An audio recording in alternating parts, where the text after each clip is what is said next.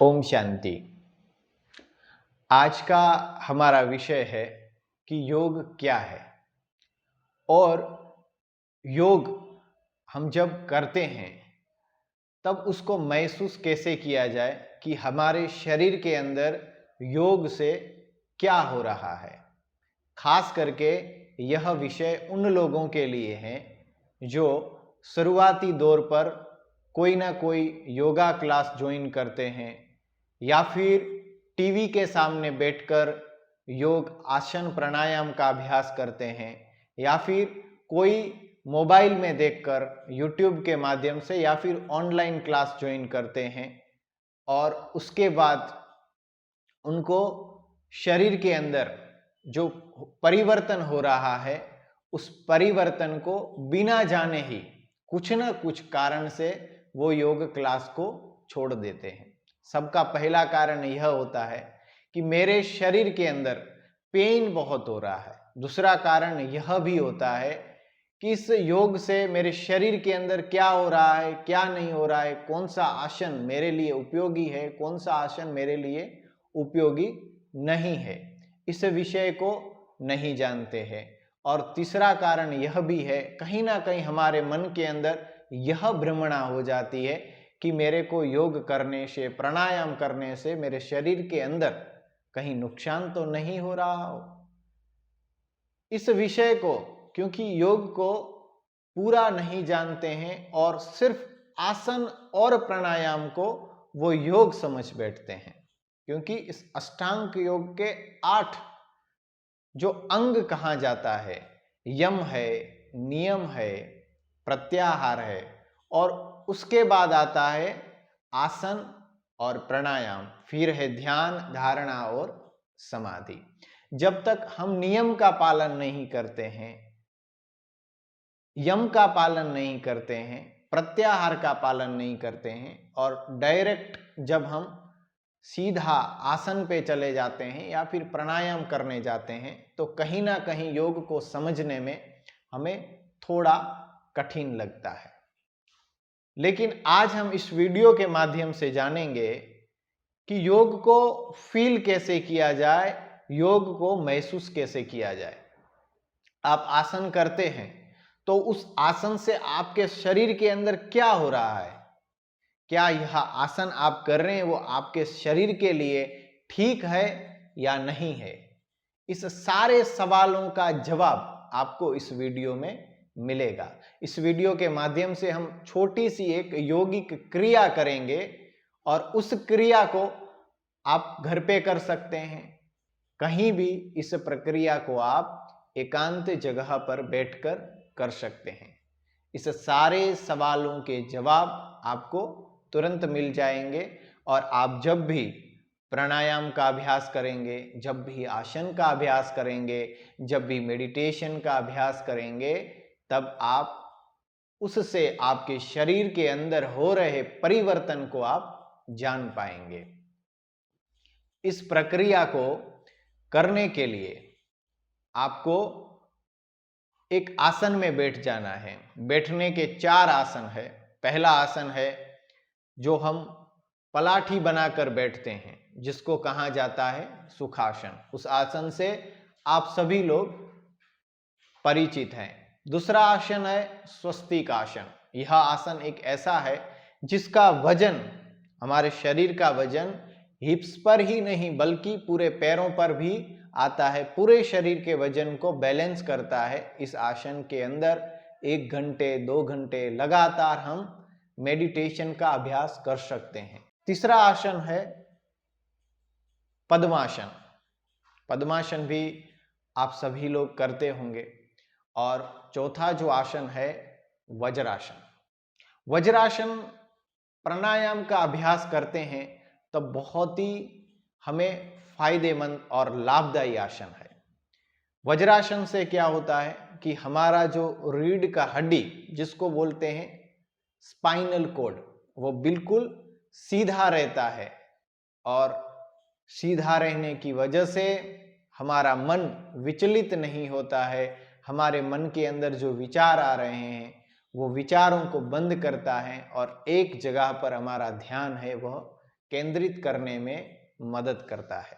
इसीलिए ज़्यादातर हम जब प्राणायाम का अभ्यास करते हैं तब वज्रासन का अभ्यास हमें करना चाहिए। साथों साथ वज्रासन एक ऐसा आसन है जो खाने के बाद तुरंत कर सकते हैं, क्योंकि वज्रासन से हमारा डाइजेशन जो सिस्टम है वो बहुत ही एक्टिव हो जाता है और भोजन को डाइजेस्ट करने में बहुत ही मदद करता है। यह 4 आसन में से कोई भी एक आसन में आपको बैठ जाना है और अभी जो मैं आपको यौगिक क्रिया बताऊंगा उस क्रिया को आपको करना है।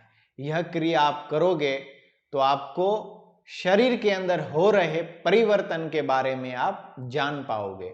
सही अर्थ में योग क्या है और जो यह योग है वो आसन से कैसे जुड़ा हुआ है, प्राणायाम से कैसे जुड़ा हुआ है, आसन से प्राणायाम से हमारे शरीर के अंदर भीतर में और बाहरी जो हमारे शरीर है उसमें क्या परिवर्तन हो रहा है, इसको आप गहनताई से जान पाओगे। इस प्रक्रिया को करने के लिए आपको सहजता से आंखें बंद कर देना है। मैंने जो आपको आसन बताए उस कोई भी आसन में आप बैठ जाइए और आपको सहजता से आंखें बंद कर देना है। जब हम आंखें बंद करते हैं तो हमारा मन विचलित और विचारों से मग्न हो जाता है। कहीं ना कहीं कोई ना कोई विचार हमारे मन के अंदर आते रहते हैं और हम उस विचारों में लग जाते हैं। शुरुआती दौर पे थोड़ा सा आपको कठिन होगा, क्योंकि आपने कभी मेडिटेशन का अभ्यास नहीं किया, आनापान का अभ्यास नहीं किया। अगर जो आपने आनापान और मेडिटेशन का अभ्यास किया होगा तो आपको यह प्रयोग बहुत आप सहजता से कर पाओगे। अभी आपको ध्यान से देखना है कि इस प्रक्रिया को आपको कैसे करना है। इस प्रक्रिया को करने के लिए जो हमने 4 आसन बताए, सुखासन, स्वस्तिकासन, पद्मासन या फिर वज्रासन, इस आसन में बैठ जाना है। बैठने के बाद आपको अपने हाथों को सीधा कर लेना है।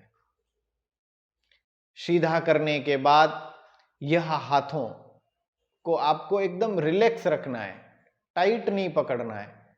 हाथों को सीधा रखते हुए हाथों को रिलैक्स रखना है। शरीर के अंदर कोई तनाव, कोई खिंचाव नहीं, पूरा शरीर रिलैक्स और ढीला रखना है। आंखें सहजता से बंद कर ली। अब हमारे मन के अंदर विचार भी है और कहीं ना कहीं कुछ ना कुछ बाहर की आवाजें भी हमें डिस्टर्ब कर रही है, लेकिन उनके प्रति आपको ध्यान केंद्रित नहीं करना है। आंखें बंद करके मन में एक संकल्प मनोमन दोहराना है। यह संकल्प क्या है? मेरे दोनों हाथ आपस में एक साथ जुड़ रहे हैं। मेरे दोनों हाथ आपस में एक साथ जुड़ रहे हैं। मेरे दोनों हाथ आपस में एक साथ जुड़ रहे हैं। मेरे दोनों हाथ आपस में एक साथ जुड़ रहे हैं। मेरे दोनों हाथ आपस में एक साथ जुड़ रहे हैं। मेरे दोनों हाथ आपस में एक साथ जुड़ रहे हैं। मेरे दोनों हाथ आपस में एक साथ जुड़ रहे हैं। मेरे दोनों हाथ आपस में एक साथ जुड़ रहे हैं। मेरे दोनों हाथ आपस में एक साथ जुड़ रहे हैं। देखिए, ये दोनों हाथ आपस में एक साथ जुड़ चुके हैं।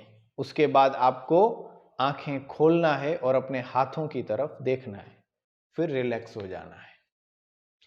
यह हाथों की जो प्रक्रिया है ये ऑटोमेटिकली एक मैग्नेटिक प्रवाह उत्पन्न होता है और दोनों हाथों में खिंचाव अपने आप होने लगता है और दोनों हाथ आपस में एक साथ जुड़ जाएंगे।